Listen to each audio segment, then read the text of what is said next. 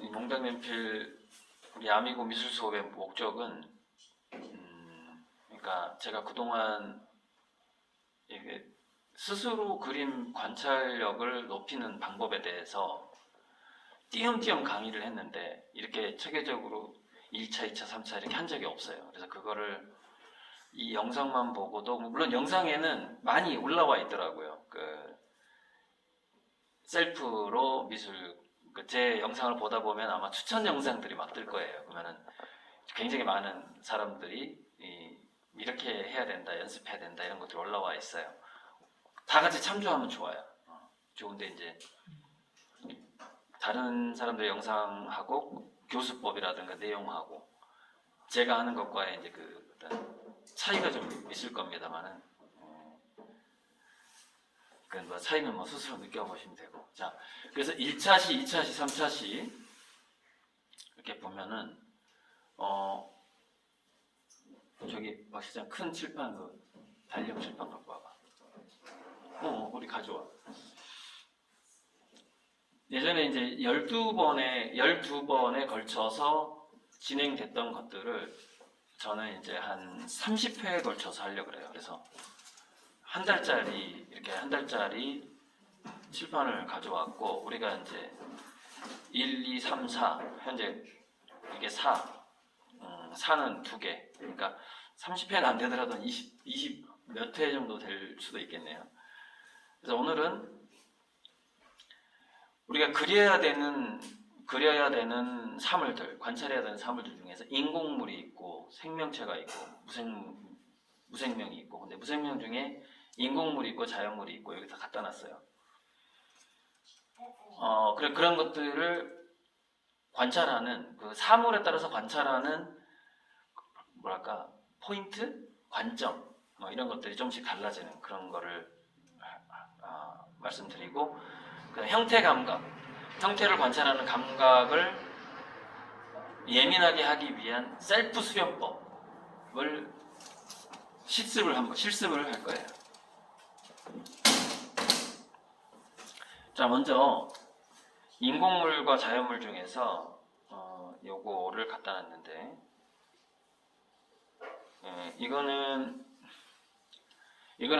그 비닐하우스 할 때 쓰는 부품인데, 자, 이 모양이 보면 이렇게 보면은 뭐 생각나요? 독립문 생각나지 않으세요? 독립문.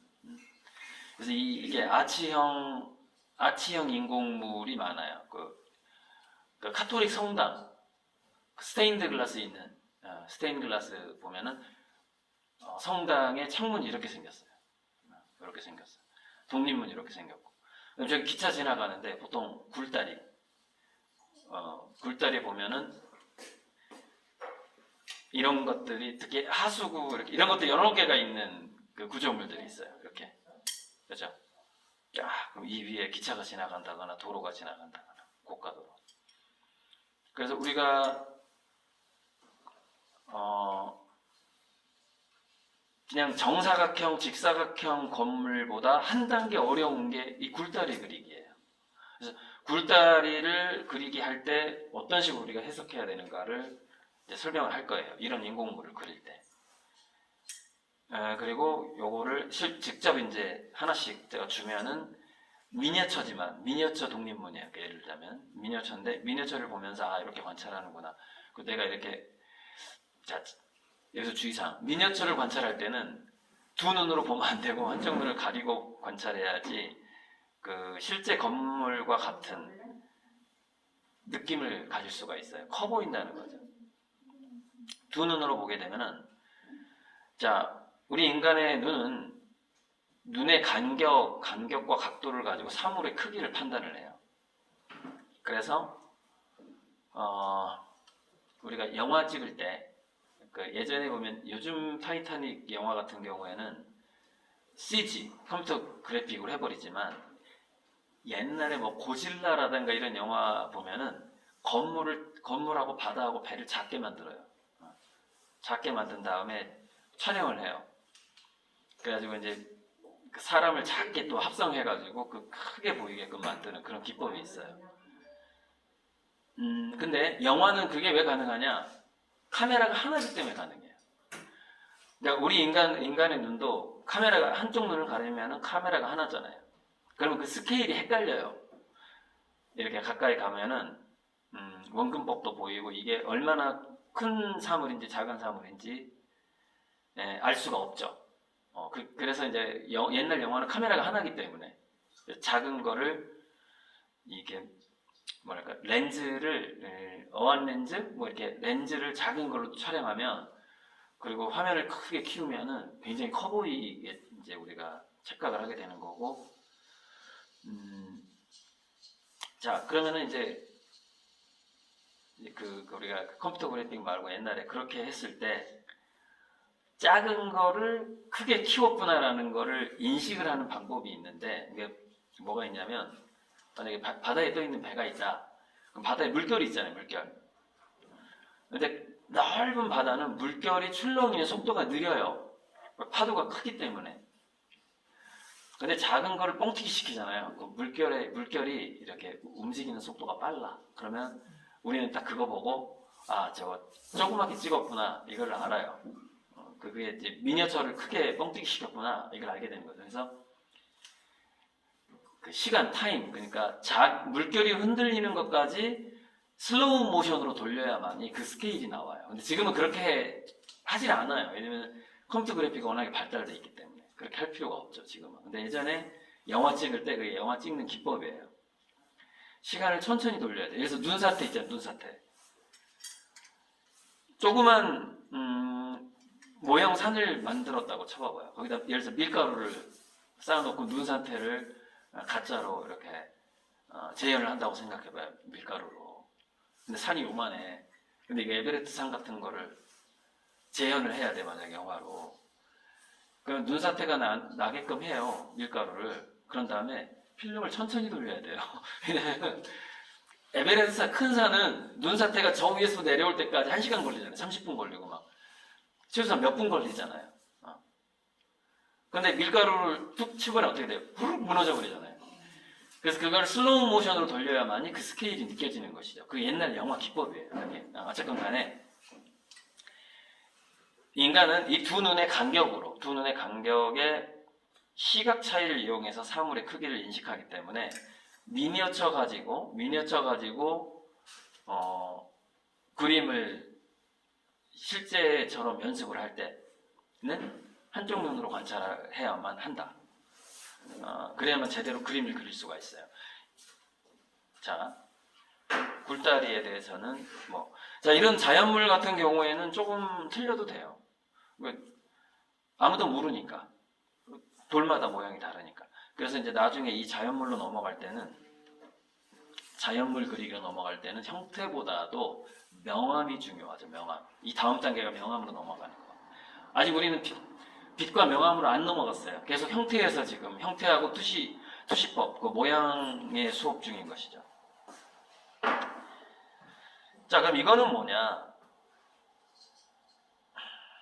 자, 그럼 제가 이거는 왜 만들었느냐? 이거 철사. 지금까지 조롱각도 그려보고 삼각형도 그려보고 원도 그려보고 했어요. 실습을 했어요. 이거는 그게 결합된 형태예요. 특히 이거 같은 경우에는 좀 삼각형의 느낌이 많죠. 이 모양 같은 경우. 이거는 좀 원형의 느낌이 많고 곡선의 느낌이 많고 각자 이제 이렇게 내가 실제로 학생들 수련시킬 때 써먹는 교보제입니다. 이게. 그런데 이게 좋은 점이 있어요. 뭐냐? 종이에다 대볼 수 있다라는 거예요. 내가 이 사물을 제대로 그리고 있는지 대볼 수 있어요. 그러면은 내가 이걸 제대로 그리고 있는지 어떻게 알아요? 그럼 내가 이렇게 시키죠.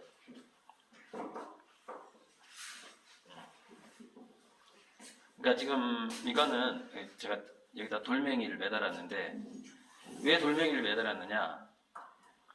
이거를 보면은 각도가 직각에서 뒤로 약간 누웠잖아요.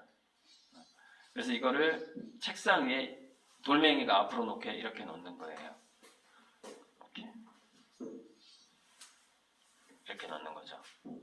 이게 각도가 더 뒤로 누워도 돼요. 자, 카메라 보기. 책상 위에 이렇게 놓고 이게 각도가 더 뒤로 누워도 돼요. 그래야 바라보는 시각이 여기가 가까워 보이고 여기가 멀어 보이면 안 되니까, 즉 이걸 뒤로 더 눕힌다 이거 이렇게. 그래서 이렇게 색상이 놓으면은 이 정도 간격에서 이게 수직으로 보이게 된다 이거죠. 지금 보니까 각도가 더 서야 되겠네. 이 정도. 이해하셨죠? 제가 눈알 그렸잖아요. 눈알. 우리 또 안 보이시는 분들을 위해서 제가 지금 나무판 위에다가 돌멩이를 매달아 놓고 무거우니까 철사를 이렇게 한 다음에 철사로 이런 모양을 만들어 놨단 말이에요. 근데 각도를 이만큼 준 이유는 책상 위에서 바라볼 때 위에서 이렇게 바라보기 때문에 이 거리와 이 거리를 비슷하게 유지시키기 위해서 각도를 틀어놨다 이거예요. 자, 충분히 이해하셨을 거예요. 자, 그런데 이거를 난 스케치북에다 하지 말고 저기다 해야 되겠다. 칠판에다가 바로 할게요. 셀프 형태감각 수련법이 어떻게 하는 거냐? 이 사물을 종이 위에다 이렇게 갖다 대요. 먼저 갖다 댈 수 있게 만들었어요. 이렇게 갖다 대. 그런 다음에 이렇게 자기가 한 전부 찍으면 안 돼. 두 군데만, 즉 이 점과 이 점이 이렇게 꺾이는 것이다. 이렇게 표시를 하는 거죠. 아니면 일부 나는 점만 표시해가지고는 좀 초보자라서 다 못하겠다. 그러면은 예를 들어서 여기 일부 이렇게 선을 그어 이렇게 그리고 뭐 여기 표시를 해. 이렇게 여기까지만 하겠다. 나는 여기까지만 그리겠다라고 표시해도 돼. 이렇게. 자, 표시를 했어요. 그러면 이 선하고 이 선은 비슷하겠죠, 아무래도. 그래, 난 여기까지 그리겠다고 했고 얘 키가 여기까지 왔어. 그죠? 스케치북에다 이것만 표시하는 겁니다. 그리고 이 지점에 이렇게 표시를 하는 거예요. 그리고서 앞에다 놓는 거죠. 그리고 그려보는 겁니다. 예를 들어 이제 이렇게 그려보는 거예요. 이렇게 그려보는 거야. 그럼 내가 잘 그렸나 안 그렸나 어떻게 체크를 해? 갖다 대보면 돼요. 자기 직접 갖다 대보면서 내가 지금 관찰을 잘하고 있는가를 셀프 체크를 할 수가 있다는 거죠. 이게 그것을 위한 교보제예요. 내가 도와줄 필요가 없어. 자기가 스스로 체크할 수가 있는 거죠. 자, 다 이해했죠? 이거는 2부에서 직접 해보시면 되고. 그래서 난이도에 따라서 이해했죠? 무슨 말인지. 그래서 이게 다 바깥으로 이렇게 돼 있는 겁니다. 난이도에 따라서 뭐 이렇게 간단한 거부터 이렇게 복잡한 거 자기가 이제 자신감 있게 고르면 됩니다. 그래서 나 머리가 좀 진할 것 같다. 그럼 이렇게 단순한 거. 이거 하면 돼요. 이거 좀 단순한 거 고르면 돼요. 진할 것 같다. 이렇게. 그래서 난이도에 따라서 이렇게 여러 가지를 마련을 해놓은 겁니다. 이건 나중에 돌멩이 같은 거 나중에 이제 이런 거는 명암할 때 사용하는 거. 자, 중요한 설명. 자, 그러니까 오늘은 1부, 2부가 있는 거예요. 1부에는 그냥 뭐 일부를 먼저 할 수도 있고, 저건 셀프로 하는 거예요. 셀프로. 내 요령을 다 알려줬어요. 어떻게 셀프로 하는지. 자, 굴다리.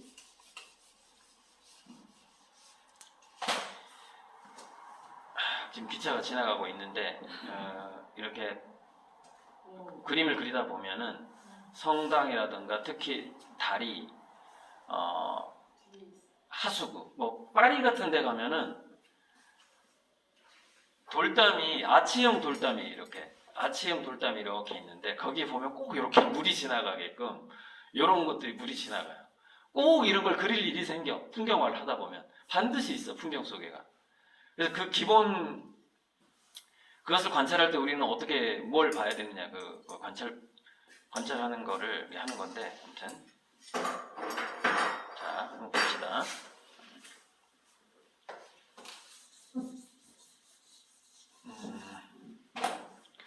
지금 저 기차길 같은 경우에는 대략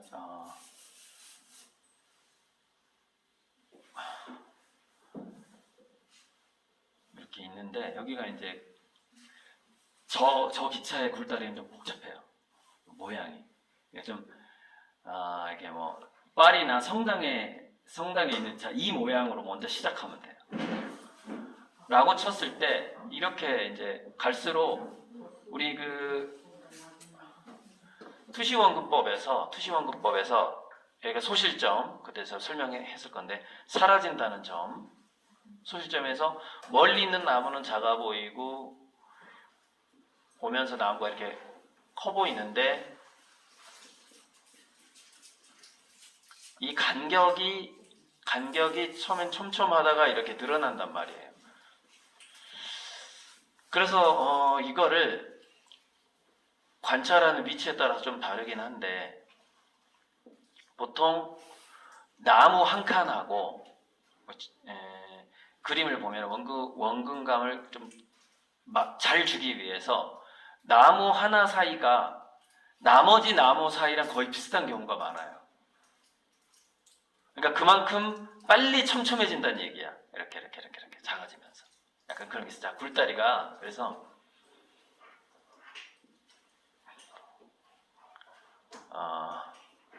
이렇게 있으면은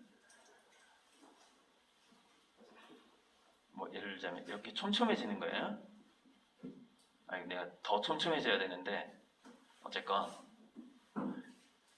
촘촘해지는 건데 여기서 이제 한 하나 둘 1번, 2번, 3번만 그리면 될 것 같아요.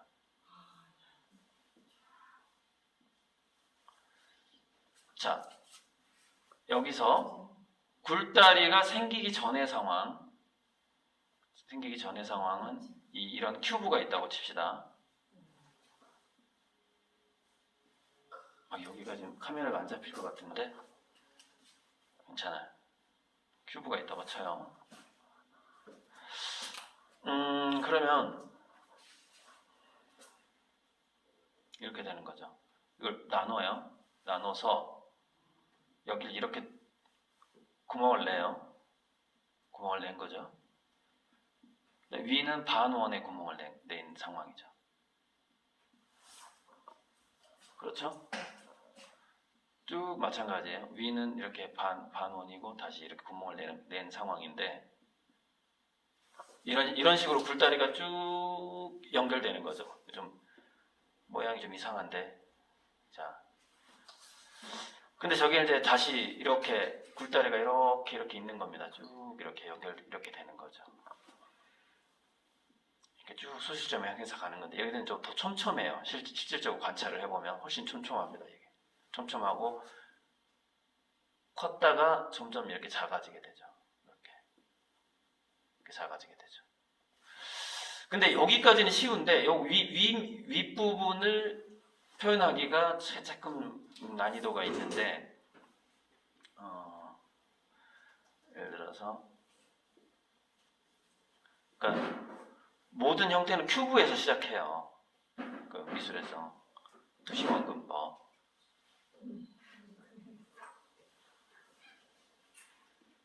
큐브에서 시작을 하는데 이거는 이거 형태가 뭐냐면은 이쪽 면에서 뚫려 있고 이쪽 면에서 뚫려 있어요. 굴다리가. 그러니까 이걸 그대로 그려보자면 모양이 이렇게 생겼죠. 일단은 날씬하게 이렇게 생겼죠.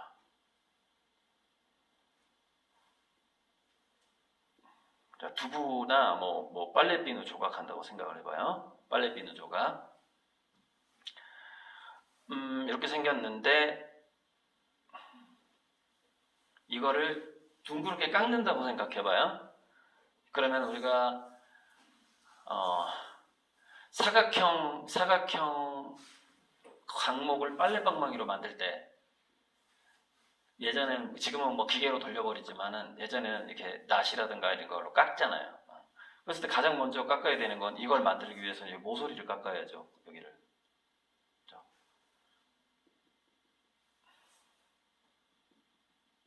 얘는 여기네.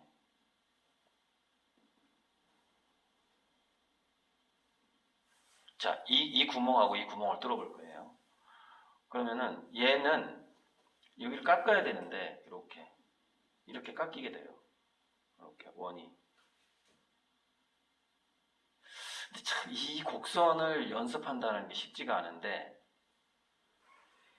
자, 여기는 직각이지만 이렇게 보이는 직각이란 말이에요. 이게 옆에서 바라보기 때문에.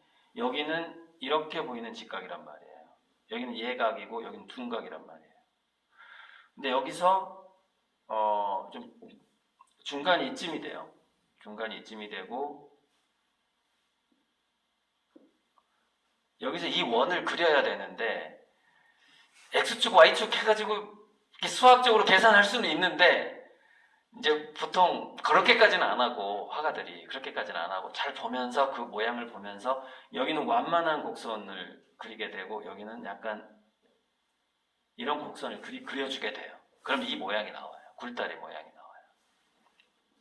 이렇게. 근데 이거는 연습하다 보면은 측면에서 보는 성당의 창문이 이렇게 생겼다는 걸 알게 돼요. 이렇게 창틀이 이렇게 있죠. 이렇게 성당 창문 느낌, 스테인드 글라스 창문 느낌 나죠. 그래서 요 돌아가는 거, 요거를 좀 관찰을 통해서 익혀야 돼요. 그리는 방법을 익혀야 되는 거죠.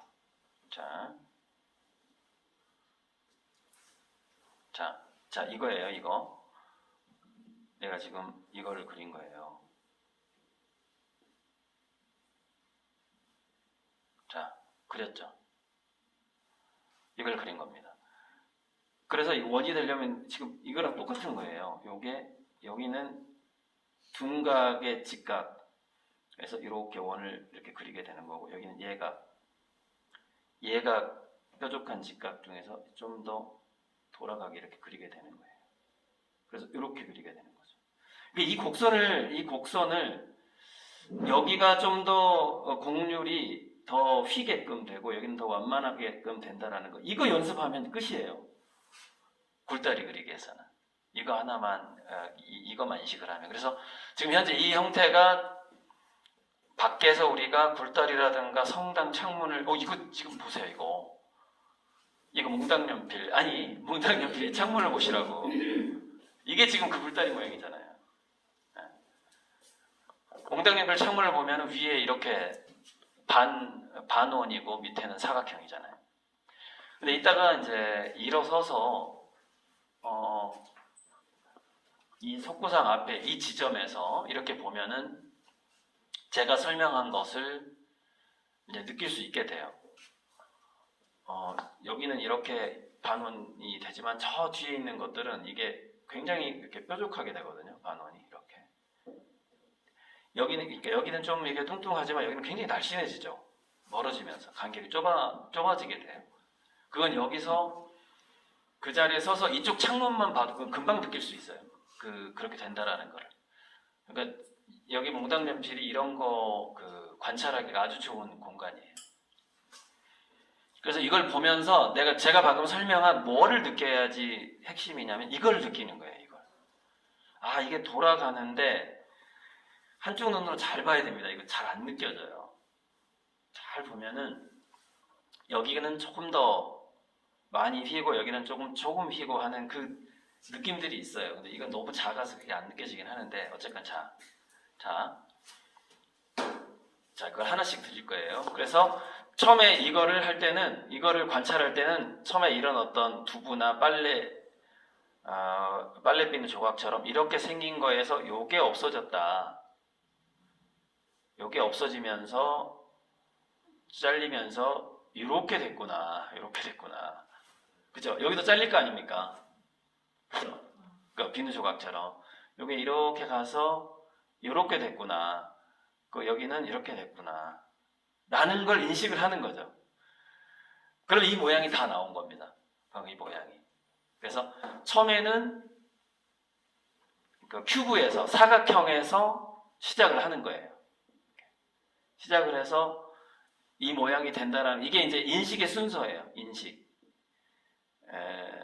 투시법을 인식을 하는 거죠. 이거를 인식을 하는 거죠. 인식을 하고서 바라보는 거예요. 그러면 그게 그렇게 보이기 시작하는 거죠.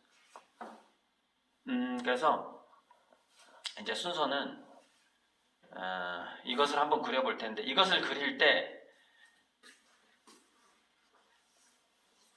먼저 사각형을 저처럼 이렇게 먼저 사각형을 그린 다음에 이렇게 먼저 사각형을 그려본 다음에 위에서 바라보면 이런 사각형이 나올 거예요. 그래서 이런 사각형을 그려본 다음에 이걸 잘라내는 거예요. 잘라내는 거.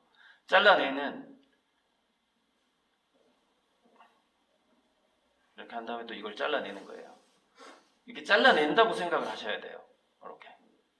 그래서 결국에는 이 모양이 완성되게끔 하는 거죠. 여기도 잘라내는 거예요. 이렇게.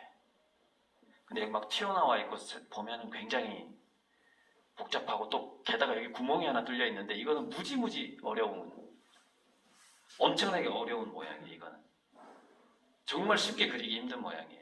직접 관찰해 보면 알 수 있고요. 하나 둘 셋. 관찰해 보세요. 일단 이거를 어떻게 잘 그릴 수 있을까. 그래서 이거 하나 잘 그리면 풍경화가 다 해결이 돼요. 그 중요한 모양들 거기 다 들어가 있거든. 자, 중요한 포인트는 뭐냐? 내가 관찰할 때 내 관찰 시점을 이렇게 앞에서 봤다가 뒤에서 봤다가 하면 안 돼요. 그러니까 내가 그리기 편한 위치에서 그 거리를 먼저 설정을 해야 돼요. 포인트를 딱 넣는 거죠. 거리를. 그리고 관찰할 때 잘 보면은 왼쪽 눈으로 한번 보고 오른쪽 눈으로 보고부터 한번 해보세요. 이렇게. 자, 종이를 펼쳐놓고 학생 해놓고 그릴 준비를 하고 사선으로 놓는 거예요. 그러니까 이것을 이렇게 놓는다거나 이렇게 놓으면 공부가 안 돼. 약간 비스듬하게 나야 돼요. 그리고 왼쪽 눈의 시각과 오른쪽 눈의 시각이 다른 것부터 인식을 해야 돼요. 깜빡깜빡 하면은 시각이 좀 헷갈리니까 손으로 이렇게. 네. 그러면 처음부터 끝까지 가리는 건 계속 가려야 하는 거죠? 그렇진 않아요. 그러니까 그림 초보자들이 특히 정밀 묘사할 때, 작은 것을 그릴 때 왼쪽 시각과 오른쪽 시각을 구분을 못해요. 그래서 이쪽은 왼쪽 눈으로 본 걸 그리고 오른쪽은 또 오른쪽 눈으로 본 걸 그려요. 그래서 그 예시를 한번 해드리자면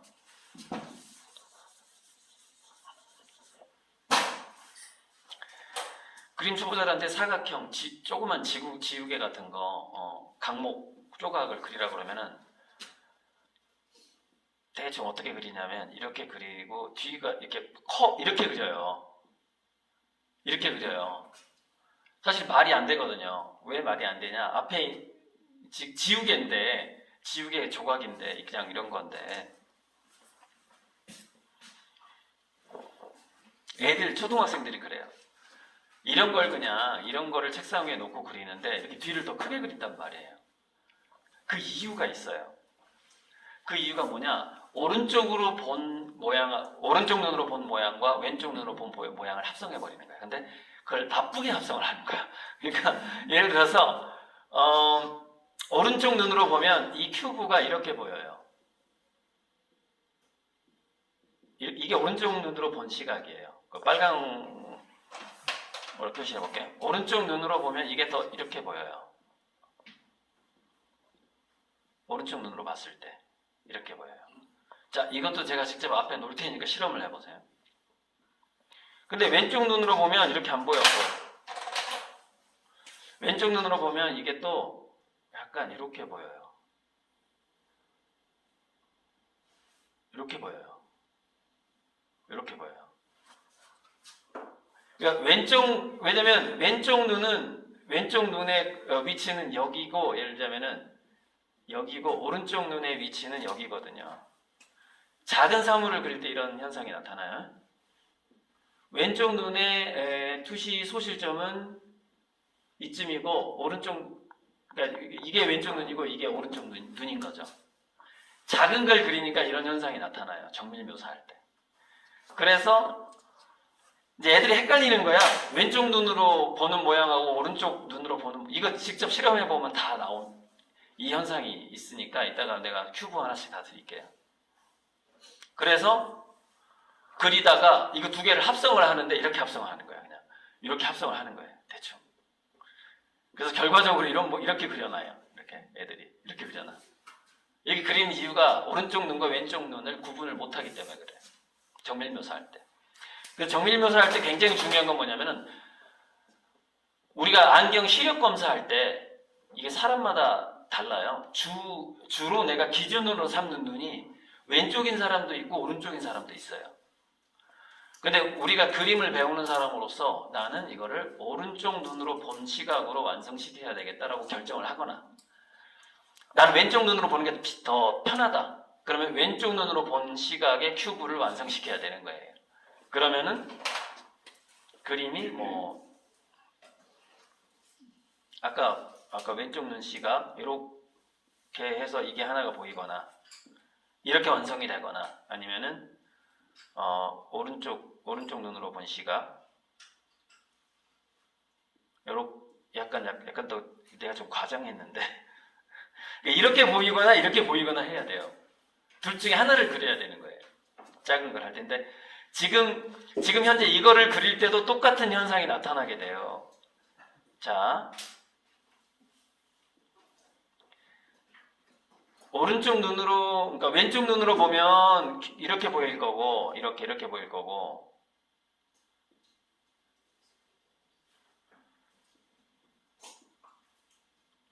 오른쪽 눈으로 보면 이렇게 보일 거예요. 이렇게 보일 거예요. 이게 약간 그러니까 소실점이 달라지는 거야, 투시가. 이쪽으로 갔다가 이쪽으로 갔다가 해요. 이쪽으로 갔다 한다고. 그래서 이거를 놓고서 이렇게 왔다 갔다 해보면 그냥 알 수 있어요. 자, 박현씨 이렇게 놓고 좀 가까이 가봐요. 이게 연습하려면 가까이 한 30cm 정도에서 그래야지 제가 방금 설명한 게 확 그냥 느낌이 와요. 여기 왔다 갔다 해보는 거야. 그러면 모양이 얘가 바뀌어. 30cm도 멀다. 한 20cm 정도. 먼저 작은 사물을 정밀 묘사할 때 오른쪽 눈의 각도와 왼쪽 눈의 각도가 달라진다는 점을 먼저 인식을 해보세요. 20cm 정도 가까이 해야 될 것 같아. 자, 좀 더 가까이 관찰해서 두 눈을 다 뜨고 극적으로 한쪽 눈을 감았다 하면은 이게 비교가 잘 안 돼. 두 눈을 뜬 상태에서 손만 왔다 갔다 하세요. 그러면 앞에 가까이 있는 그 큐브형 사물이 더 가까이 해보세요. 더 가까이. 그래서 여기 중심을, 두 눈을 여기 중심을 여기를 보세요. 그런 다음에 손을 왔다 이렇게. 시각이 각도가 달라지면서 모양이 달라지는 게 느껴져야 돼요. 느껴져요? 모양 달라지는 게 느껴져요? 네. 그게 왼쪽 눈과 오른쪽 눈의 시각의 차이예요. 근데 이걸 우리가 정밀묘사 입시 예전에 보면 2년제 전문대 갈 때 정밀묘사를 시켜요. 그러니까 이걸 다 미술학원에서 배우지. 한쪽 눈의 시각으로 그려야 되는 거예요, 그림은. 왜? 우리는 이것을 양쪽 눈의 입체로 파악을 하지만 우리 두뇌는 그림이라는 것은 그냥 2차원 평면이니까. 우리는 이걸 그래서 3차원으로 이걸 인식을 하지만 그림을 그릴 때는 2차원이란 말이에요. 그러니까 두 눈으로 보는 걸 동시에 그릴 수가 없다라는 거예요. 오른쪽 눈으로 보는 걸 그릴 것이냐, 왼쪽 눈으로 보는 걸 그릴 것이냐, 둘 중에 하나를 선택해야 되는 문제가 생겨요. 근데 이제 큰 사물을 그릴 때는 그게 안 생기죠. 왜? 정말 에펠탑 같은 거 우리가 가서 그려. 그러면 에펠탑의 크기에 비해서 우리 두 눈, 왼쪽, 오른쪽 눈의 간격은 별거 아니거든. 큰 차이가 없어요. 그러니까 뭐 에펠탑 앞에서 이렇게 해봐야 아무 의미가 없어. 똑같아 보여. 이게 간격 차이가 얼마 안 되니까. 근데 정밀묘사 할 때는 이게 굉장히 큰 차이예요. 그러니까 에펠탑보다 키가 한 3배 정도 되는 거인이 에펠탑을 바라보는 그런 셈이 돼버리는 거죠. 서너 배가 머리가 큰. 지금 이게 에펠탑이라고 생각해봐요. 밑에 하단부. 그럼 그 거인이 얼마나 크겠어요. 지금 우리가 이 작은 사물을 그릴 때는 왼쪽 눈, 오른쪽 눈의 시각이 그만큼 큰 차이가 난다. 그래서 선택을 해야 된다. 오른쪽 눈으로 본 거를 그릴 거냐, 왼쪽 눈으로 본 모습을 그릴 거냐. 좀 길어졌는데 1차적으로 여기서 끝내요. 네.